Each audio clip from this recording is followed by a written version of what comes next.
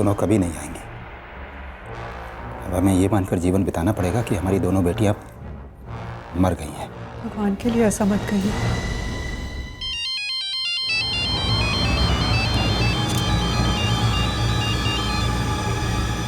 Hello,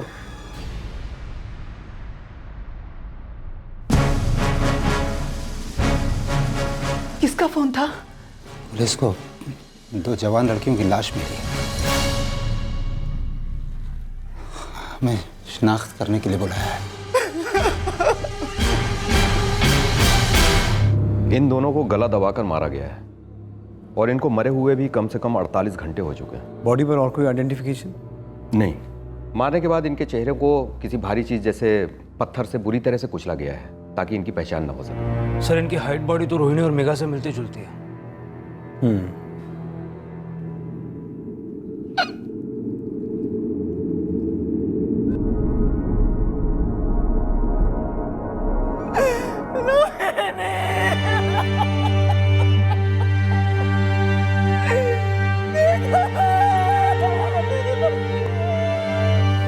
तुम्हें पक्का यकीन है ये मेघा और रोहिणी की लाशें हैं? जी साहब। कुछ है जो इस बात की पुष्टि कर सके? साहब, हम अपनी बच्चियों को पहचान सकते हैं। हाँ साहब, ये हमारी रोहिणी और मेघा ही है। ये लाशें रोहिणी और मेघा की लग रही है। इस केस में सब कुछ बहुत अजीब है। पहले मेघा सुमेश के साथ भागी जिसमें रोहिणी ने उसकी मदद की, और फिर मेघा खुद ये जानने के बाद वापस आ गई कि सुमेश की तो पहले से 2 शादियां हो चुकी हैं। बाबा! लेकिन वो दोबारा सुमेश के साथ भागी और इस बार रोहिणी को भी अपने साथ ले गई। सोलंकी, हमारे पास एक ही सस्पेक्ट है, सुमेश। और सुमेश भी ऐसा क्यों करेगा? ये माना जा रहा था कि इन दोनों हत्याओं के पीछे सुमेश का ही हाथ है, लेकिन सवाल यह था कि आखिर सुमेश ऐसा क्यों करेगा? वो मारने के बाद दोनों लड़कियों के चेहरे को इतनी बुरी तरह से क्यों बिगाड़ देगा? क्या कुछ और भी था इस केस में जो अभी तक सामने नहीं आ पाया था? साहब, हम सच कह रहे हैं, हमें कुछ भी नहीं मालूम। उस बार सोमेश जो मेघा को लेके आया था, उसके बाद ना तो कभी उसने अपनी शक्ल दिखाई, ना तो कभी फोन किया। साहब, हमें शक है कि ये हत्याएं तुम्हारे बेटे ने की हैं। अब तुम लोगों के फोन टैप किए जाएंगे, और अगर हमें पता चला कि तुमने हमसे झूठ बोला है तो तुम लोगों के लिए बहुत बड़ी मुसीबत खड़ी हो जाएगी।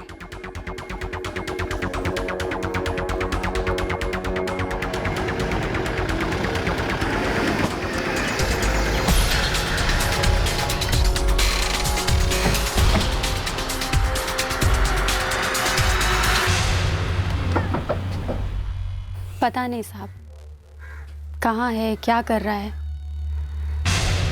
पर साहब, अगर आपको मिल जाए ना तो हमें मत बताना। हमारा उससे अब कोई लेना देना नहीं। बहुत पहले छोड़कर गया था हमें, उसके बाद एक बार भी पलट कर नहीं मिला। पता नहीं कहाँ है। अपने इलाके के सारे खबरी लगा दो, जरूरत पड़े तो आसपास के इलाकों के भी। 2 लड़कियों को मारकर ये सुमेश भागकर जाएगा कहाँ?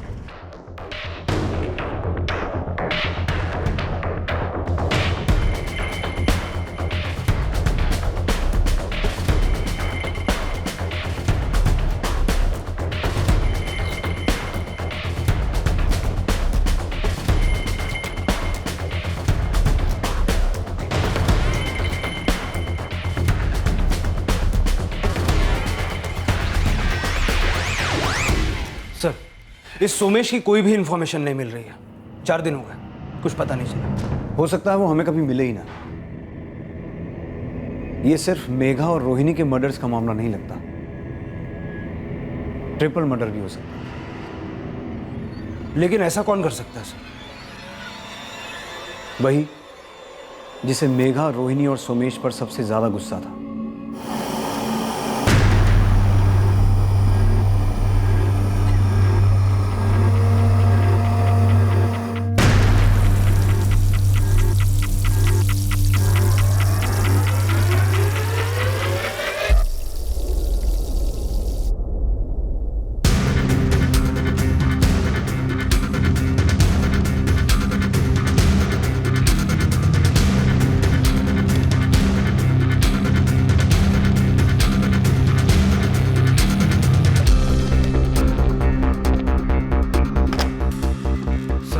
सुरेश के कॉल रिकॉर्ड्स चेक किए, लेकिन शक करने लायक कुछ भी नहीं मिला। हो सकता है उसने इतनी चालाकी से किया हो कि किसी को कुछ पता ही ना चले।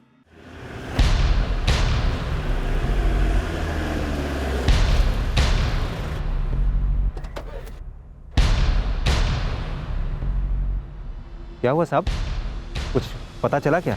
हमारे साथ चलो, शायद सब पता चल जाए।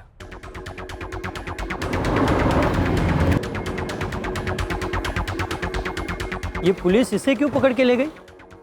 इसने मारा क्या अपनी बेटियों को? नहीं विजय भैया, और होगा भी तो हमको नहीं मालूम। ये कैसी बातें कर रहे हैं साहब? आप ऐसा सोच भी कैसे सकते हैं कि हम अपनी बच्चियों को खुद मार देंगे? तुमने अपनी बेटियों को खुद ही खोज लिया था। गुस्सा तो तुम्हारे अंदर था ही, क्योंकि तुम्हारी बेटियों ने तुम्हें एक बार नहीं 2 बार धोखा दिया था। इसलिए इसी गुस्से और नफरत में तुमने अपनी बेटियों को मार के फेंक दिया, और कोई उनकी लाशों को पहचान ना पाए इस तरह से उनका चेहरा कुचल दिया। और जब हमें लाशें मिली तो तुमने उन्हें पहचान भी लिया। सुरेश, अब इतना बता दो, सुमेश को मार के कहां फेंका है? साहब हमने ऐसा कुछ नहीं किया है। एक तुम ही ऐसे आदमी हो जिसके पास ये हत्याएं करने की वजह है। आज तो मेरे पास तुम्हारे खिलाफ कोई सबूत है नहीं, लेकिन जिस दिन सबूत मिल गया ना, उस दिन तुम्हें मेरे हाथों से कोई नहीं बचा पाएगा। एक तो पहले से ही गांव वाले हम पर थूक रहे हैं कि हम अपनी बेटियों को संभाल नहीं पाए, और अब पुलिस वाले भी हम पर शक कर रहे हैं कि हमने खुद अपनी बच्चियों की जान ली है, और उस सोमेश की भी। सुमेश का कहीं कोई पता नहीं था, और अब इस बात की भी आशंका जताई जा रही थी कि शायद ये ऑनर किलिंग का मामला हो और मेघा और रोहिणी के घर वालों ने ही उनकी हत्या की हो। पुलिस अपनी इन्वेस्टिगेशन में लग गई, लेकिन इस इन्वेस्टिगेशन से कहीं दूर इस केस के बारे में एक चौंकाने वाली बात सामने आई।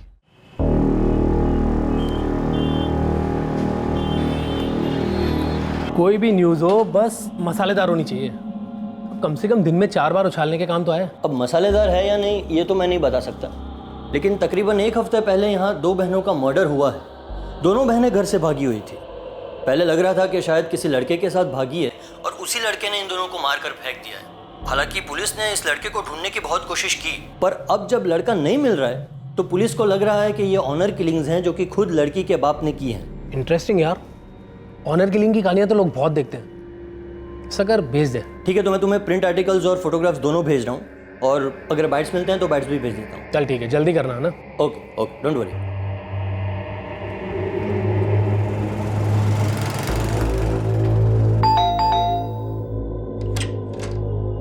तू रेडी नहीं हुआ अभी तक? तेरा फोन भी स्विच ऑफ आ रहा है। बस 2 मिनट यार, बस ये पेपर से लूँ कुछ। 2 मिनट रुके।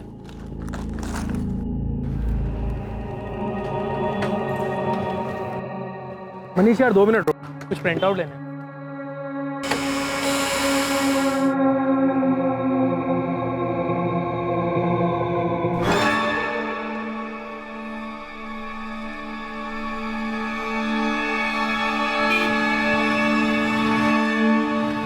कोई न्यूज़ आर्टिकल है क्या? 2 बहनें हैं, मर्डर हुआ है।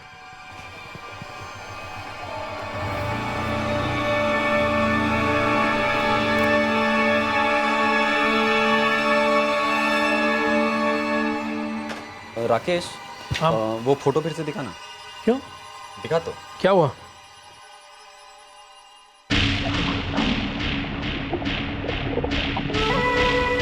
एक काम कर, इसको भी न्यूज़ में मत डाल। लेकिन क्यों? मुझे लगता है इस केस में मैं तुझे और कुछ लीड्स दे सकता हूँ। कैसी लीड्स?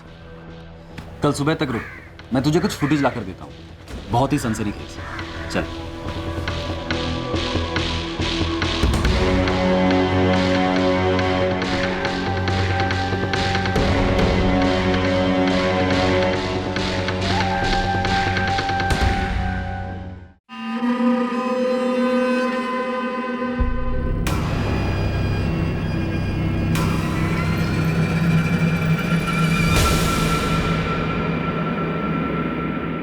जूनियर रिपोर्टर मनीष के हाथ दिल्ली में ऐसा क्या लगा था जिसने इस केस का रुख ही बदल दिया? मनीष को जो मिला है उसे देखकर सबके होश उड़ जाएंगे, पुलिस के भी। ऐसा क्या मिल गया मनीष को? मनीष उस दिन यहीं पास वाले मोहल्ले में गया था।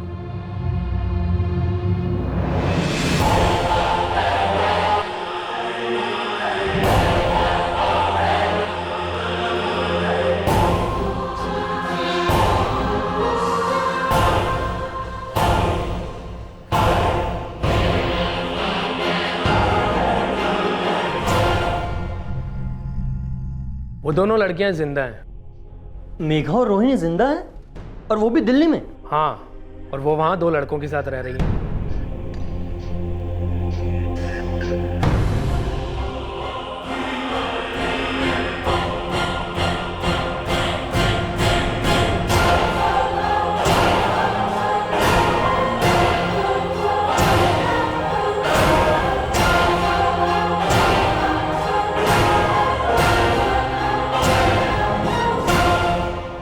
आधा किलो दाल देना। और कैसी है तू? हम ठीक है। और तेरी बड़ी बहन मेघा? वो भी ठीक है।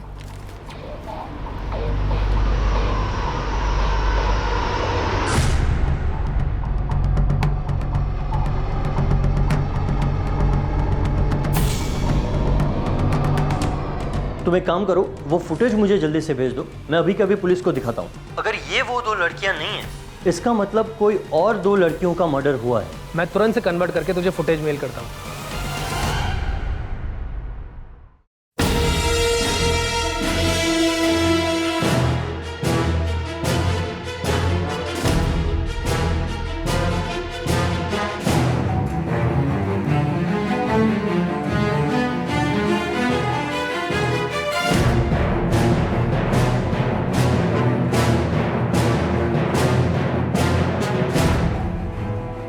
फिर वो 2 डेड बॉडीज किन लड़कियों की थी?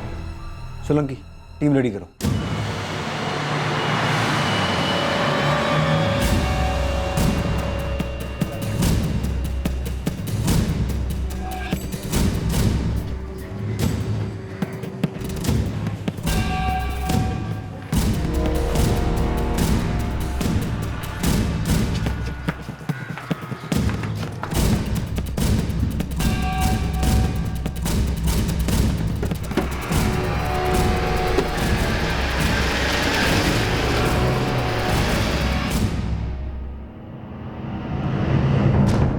साहब, हमारी बेटियां कहाँ हैं?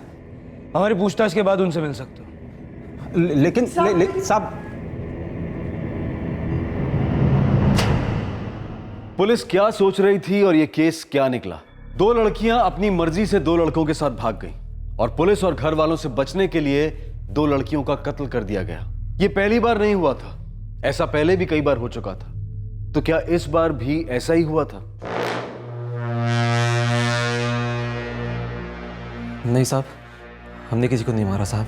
तो फिर वो लाशें किसकी थी जो हमें मिली? हम नहीं जानते साहब, लेकिन हमने किसी का खून नहीं किया साहब। हम तो बस यहाँ से भाग के दिल्ली गए थे और इतने दिन से वहीं रह रहे थे साहब। और तुम कौन हो? जी, हम तो रोहिणी के दोस्त हैं। गांव में ये किराने की दुकान में नौकरी करते थे साहब। हम तो इन लोगों के साथ इसलिए गए थे कहीं सुमेश इन दोनों को कुछ नुकसान ना पहुंचा दे। ये सब क्या है मेघा? तुम तो वापस आ गई थी ना? आ गए थे और बहुत खुश भी थे। फिर बाबा ने हमें हमारा फोन दे दिया वापस। ले, इसे रख ले। उन दिनों सुमेश हमें लगातार फोन करता था। हमें माफ कर दो कि हमने तुम्हें अपनी शादी के बारे में नहीं बताया। लेकिन मेघा, हमारी शादी हमारी मर्जी के खिलाफ हुई थी। हमारे माँ बाबूजी ने जबरदस्ती हमारी शादी कराई थी। ठीक है, मान लेते कि पहली शादी जबरदस्ती से हुई, लेकिन दूसरी? मेघा, वो हमारी गलती थी। ये तो तुम हमारे लिए भी कहोगे ना? नहीं मेघा, ऐसा मत कहो। हमारी बात पे यकीन करो मेघा, हम तुमसे बहुत प्यार करते हैं। हम तुम्हारे बिना जी नहीं सकते मेघा। हमारे पास वापस आ जाओ। हमारे माँ बाबा ने हमारे ऊपर बहुत विश्वास किया था, लेकिन चाहते हुए भी हम खुद को रोक नहीं पाए। तुम पागल हो गई हो क्या दीदी? तुम्हें अब तक समझ नहीं आया? वो लड़का तुमसे प्यार व्यार नहीं करता। हमारा दिल जानता है, वो हमसे बहुत प्यार करता है। अगर पिछली बार की तरह तुमने इस बार भी भागने की कोशिश की तो बाबा तुम्हें नहीं छोड़ेंगे। हम जानते हैं, लेकिन हम भी सुमेश को ऐसे नहीं छोड़ सकते। हम जानते थे कि दीदी नहीं मानेगी और इस बार उनके भागने पर बाबा हमारी खाल खींच लेते, इसलिए हमने हमारे दोस्त शिवम से बात की। तुझे अपनी चिंता हो रही है, जरा ये तो सोच, अगर सुमेश ने मेघा को दोबारा धोखा दे दिया तो मेघा तो बड़ी मुसीबत में फंस जाएगी ना। हमें तो समझ में ही नहीं आ रहा कि हम क्या करें। तू एक काम कर, तू भी जा उन लोगों के साथ और हम भी चलते हैं तुम्हारे साथ। अगर हमें लगा कि सुमेश मेघा को दोबारा धोखा दे रहा है तो फिर हम मेघा को लेकर वापस आएंगे। हम रोहिणी के साथ घर से भागे और रास्ते में हमें शिवम मिल गया। साहब, हम मेघा से बहुत प्यार करते हैं साहब, और इसीलिए हम उससे शादी करके दिल्ली में बस गए थे साहब। साहब, हम सच में नहीं जानते साहब कि जिन 2 लड़कियों का खून हुआ वो कौन थी। माँ, बाबा हमें माफ कर दीजिए, हम सुमेश को भूल नहीं पाए। हम जानते हैं हमने आपको दोबारा धोखा दिया है। रोहिणी भी ये सब में फंस गई है हमारी वजह से। इसकी कोई गलती नहीं है, सब हमारी गलती है, हमें माफ कर दीजिए। बाबा, बाबा एक बार हमें माफ कर दीजिए। बाबा, बाबा हमारी तरफ देखिए तो। उन लड़कियों के कत्ल के मामले में इन चारों पर शक करने की हमारे पास पूरी वजह है, लेकिन ये चारों दिल्ली में खुलेआम रह रहे थे, क्रिमिनल्स की तरह छुप कर नहीं। मुझे लगता है सच बोल रहे हैं, पर अगर इन चारों ने उन लड़कियों को नहीं मारा तो फिर किसने मारा? सर, रोहिणी और मेघा दोनों लापता थे। उनका बाप सुरेश भी लाशों को पहचानने में धोखा खा गया था। कहीं ऐसा तो नहीं कि कहीं और भी 2 लड़कियां मिसिंग हो और हम रोहिणी और मेघा में उलझ के रह गए हों? आसपास के पुलिस स्टेशन में जितनी भी मिसिंग कंप्लेंट्स हैं सबकी जांच करो। ये डबल मर्डर केस है। लड़कियों का अंतिम संस्कार भी हो चुका है और हमारे पास कोई भी लीड नहीं है। ये दोनों लड़कियां कौन थीं और इनके कत्ल के पीछे क्या राज था? अब ये एक नया केस बन चुका था जिसके बारे में किसी को कुछ नहीं पता था। पुलिस ने फिर से मिसिंग लोगों की फाइल्स छान मारी, तो क्या पुलिस को कभी पता चल पाया कि आखिर ये दोनों लड़कियां कौन थीं? सर, हमने आसपास के सारे पुलिस स्टेशन की सारी मिसिंग कंप्लेंट्स देख ली। उन लड़कियों से मिलती जुलती कोई लड़की नहीं मिली। लाशों की शक्ल पूरी तरह बिगाड़ दी गई थी सर, इसलिए ढूंढने में बहुत मुश्किल हो रही है। जिसने भी उन्हें मारा वो नहीं चाहता था कि किसी तरह से उनकी शिनाख्त हो। खैर, अपने खबरियों का नेटवर्क एक्टिव कर दो, हमें चांस तो लेना ही होगा। साहब, ये खिसपुर गांव में 2 लड़कियां बहुत दिन से दिखी नहीं हैं। कौन?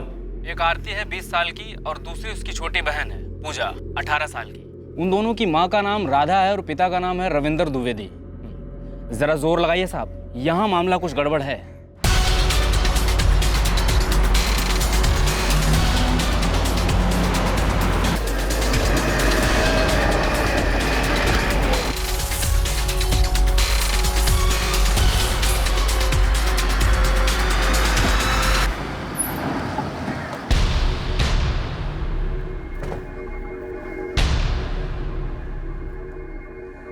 जी, हम आपसे आपकी बेटियों के बारे में कुछ पूछने आए हैं। पूजा और आरती कहाँ हैं दोनों? वो दोनों मुंबई में हैं साहब। हमें पूजा और आरती दोनों की फोटो चाहिए। पर आप उन्हें काहे ढूंढ रहे हैं साहब? ऐसे ही उनके बारे में पता करना चाहते हैं कि दोनों हैं कहाँ। जी।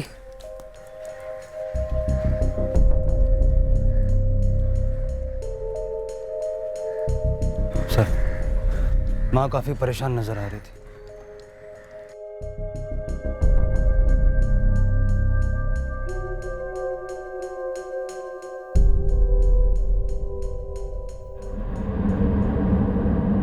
मुंबई में क्या करती हैं ये दोनों? इन दोनों ने शादी कर ली साहब। और इनके पति वो क्या करते हैं? हमें नहीं पता साहब, दोनों घर से भाग गई थी।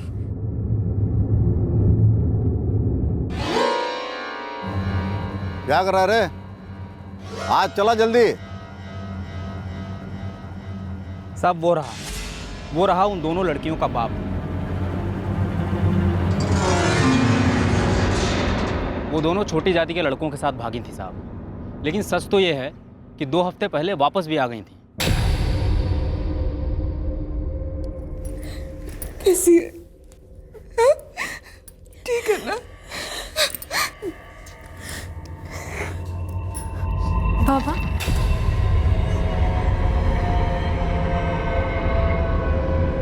माँ का दिल तो माँ जैसा ही होता है साहब, लेकिन बाप का गुस्सा ठंडा नहीं हुआ। वो दोनों वापस क्यों आई ये कोई नहीं जानता साहब। किन 2 लड़कों के साथ भागी थी वो? रितेश और उसका चचेरा भाई मयूर। मैं आपके लिए उनका पता ढूंढ दूंगा। सिर्फ उनका पता नहीं, मुझे वो दोनों भी चाहिए।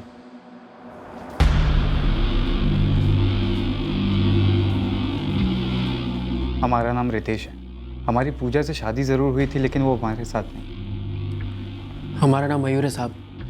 हमारी भी आरती से शादी हुई थी लेकिन वो हमारे साथ नहीं है। हमें पिछले 2 हफ्तों से उन दोनों के बारे में कोई खबर नहीं साहब। उनका कोई फ़ोन नहीं आया तो हमारी भी हिम्मत नहीं हुई कि उनके घर जाके देखें। हम लोग काफ़ी डरे हुए थे साहब। अगर उन दोनों ने तुम्हारे साथ भाग के शादी कर ही ली थी तो फिर वो वापस क्यों आई? साहब उनके बाबा रविंदर को हमारे बारे में सब पता चल गया था और उन्होंने आरती को फ़ोन किया था। पापा, हम लोग अपनी मर्जी से यहाँ आए हैं। मैं मयूर से बहुत प्यार करती हूँ और पूजा रितेश से। ये क्या पागलपन है आरती? तुम दोनों हमारी मुंह पर काली पोत कर चली गई। अरे एक बार भी अपनी माँ और बाबा का ख्याल नहीं आया मन में?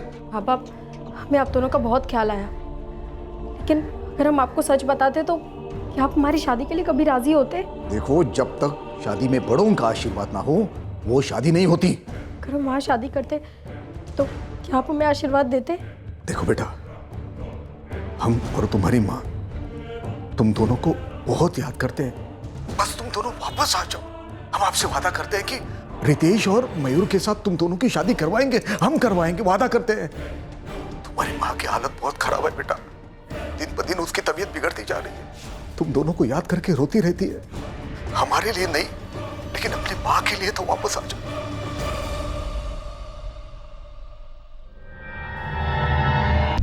अरे क्या हुआ तुम दोनों को? आज बाबा का फ़ोन आया था, हमारी शादी के लिए मान गए। ये उनकी कोई चाल भी तो हो सकती है। ऐसा नहीं लगता कि से बात करके लगा कि माँ और बाबा हम लोगों को बहुत याद करते हैं, और बाबा ये भी बता रहे थे कि माँ बहुत बीमार है, हमें जाना होगा। अगर हम चारों वहाँ पे जाते हैं और वहाँ पे जाके पता चला कि ये उनकी कोई चाल थी तो? एक काम करते हैं, पूजा और आरती पहले सिर्फ तुम दोनों वहाँ जाओ, और उन्होंने जैसा कहा है अगर वैसा नहीं होगा तो तुम दोनों भाग के वापस यहाँ आ जाना। नहीं, ऐसी नौबत नहीं आएगी। देखना, पापा खुशी खुशी तुम लोगों को बुलाएंगे और हम लोगों की शादी फिर से करवाएंगे। लेकिन फिर भी अगर वहाँ जाके कोई भी गड़बड़ होती है तो हमें एक बार कॉल कर देना।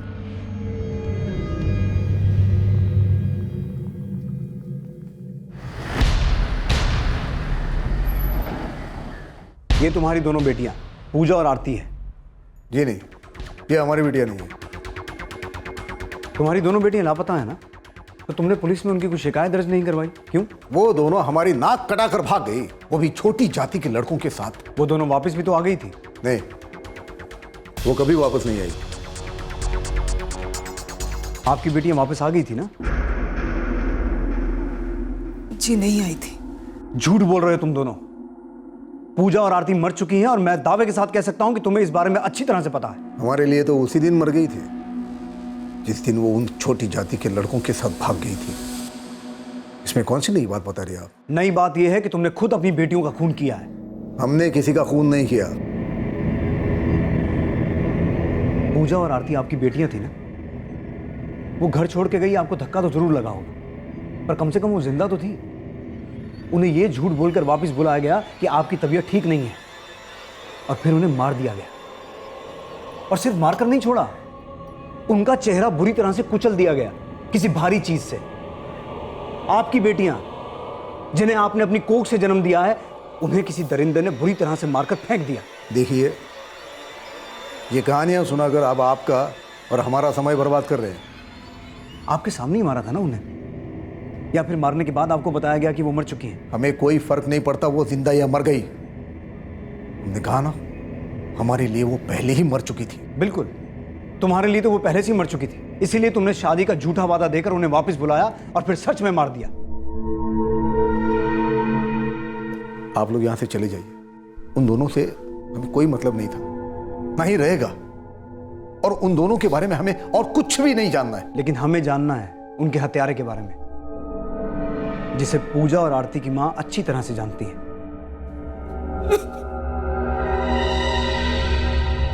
बाबा, हम उनसे प्यार करते हैं। चुप! कैसा प्यार? कैसा प्यार? ऐसे प्यार को हम नहीं मानते। ये छोटी जात वाले हैं जिनके हमारे सामने खड़े होने की औकात नहीं। तुम दोनों उन्हें हमारा दामाद बनाकर हमारे सर पर बिठाना चाहती हो। लेकिन बाबा, हमने मयूर और रितेश से शादी की है, हम उनकी पत्नियां हैं। आप हमें जबरदस्ती बुला तो सकते हैं, लेकिन हमें वापस जाने से नहीं रोक सकते। हम लोग वापस जा रहे हैं, चल।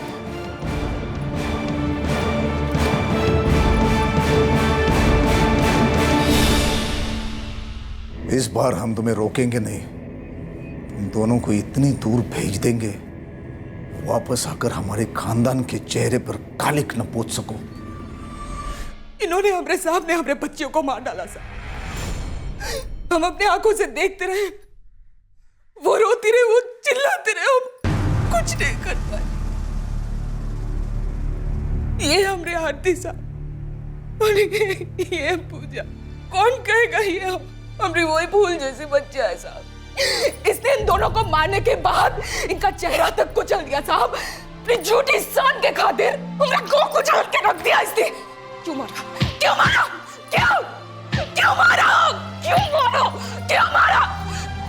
क्यों मारा? खूनी है साहब, ये खूनी है। मार डालो इसको, मार डालो। उनके साथ उन सबको मार डालो जो अपनी झूठी शान और झूठे इज्जत के खातिर मासूमों का खून बहाते हैं। मार डालो साहब, मार डालो। हमें भूल से बच्चों की गलती क्या थी साहब? प्यार किया था ना। अगर प्यार करना गलती है, अगर प्यार करना गुनाह है, तो इन जैसे लोग जो नफरत फैलाते हैं उनका क्या? उनका क्या?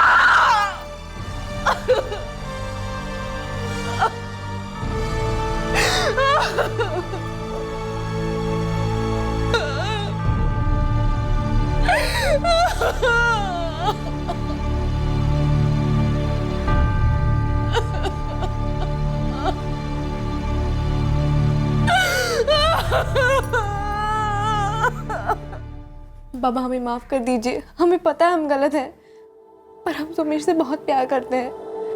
हम चाहते हैं कि उसके खिलाफ ये केस हम वापस ले लें। हम अपनी मर्जी से भागे थे।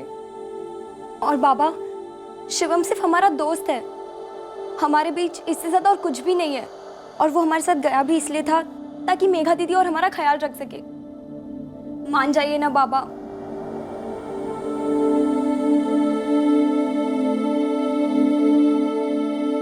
रविंद्र द्विवेदी और उसके साथियों को आईपीसी की धारा 302 के तहत उसकी बेटी आरती और पूजा के कत्ल के लिए बुक किया गया है। मेघा और रोहिणी के माता पिता पर भी उन दोनों लाशों को मेघा और रोहिणी की लाश बताकर पुलिस को गुमराह करने के चार्जेस लगाए गए थे, लेकिन बाद में उन चार्जेस को खारिज कर दिया गया। मेघा और रोहिणी दोनों ही नाबालिग थी, इसलिए सोमेश और शिवम पर नाबालिग लड़कियों को अगवा करने के आरोप लगाए गए।